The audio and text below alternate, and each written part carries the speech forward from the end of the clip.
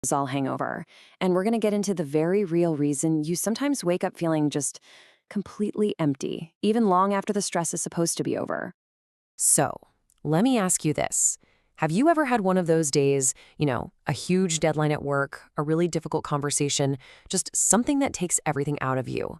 You power through it, but then you wake up the next morning and you feel worse, not stressed, not anxious, but just hollow, foggy, and just heavy. Well, guess what? That feeling actually has a name. It's the cortisol hangover. And it's that very specific mix of feeling totally drained, your brain is just full of fog, and you've got this emotional emptiness that hits after the storm has already passed. It's the quiet, heavy aftermath. And if you've ever felt like that feeling is way out of proportion, you're not imagining things. This quote just nails it. The day after stress can feel heavier than the stress itself. This isn't just you being overly dramatic, okay? It's a real thing, a recognized phenomenon, and it has a clear biological reason behind it.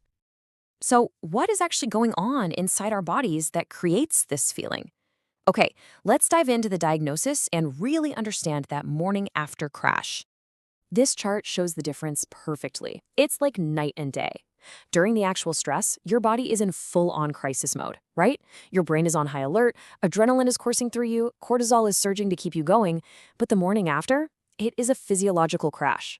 Those hormone levels don't just gently float back to normal, they absolutely plummet.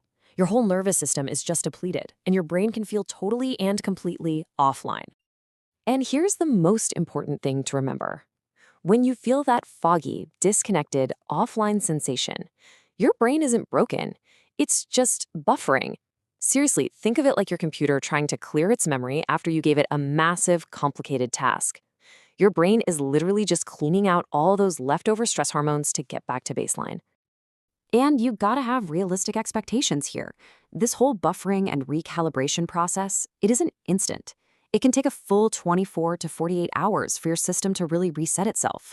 So if you feel kind of weird and out of it for a day or even 2 days after something big and stressful, that's totally normal. That's your body's expected recovery time. So the big question is, can we do anything about this, or do we just have to suffer through it? Well, good news. We can absolutely help things along.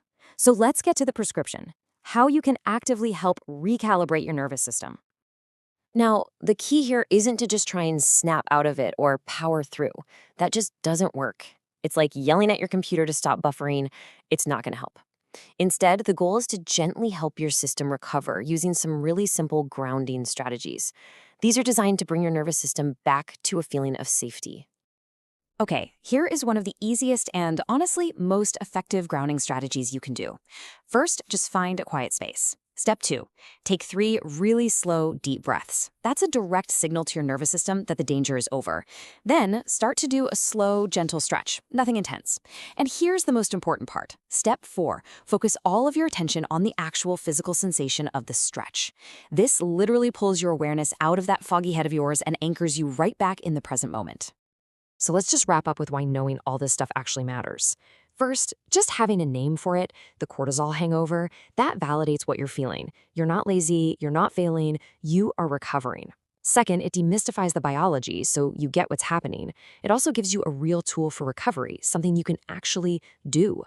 And maybe most importantly, this knowledge helps you respond to yourself with some self-compassion instead of frustration, which is absolutely crucial for actually recovering.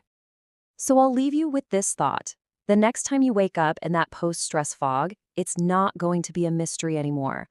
You'll know exactly what's going on in your body. So the only question left is, how will you choose to help your body recalibrate?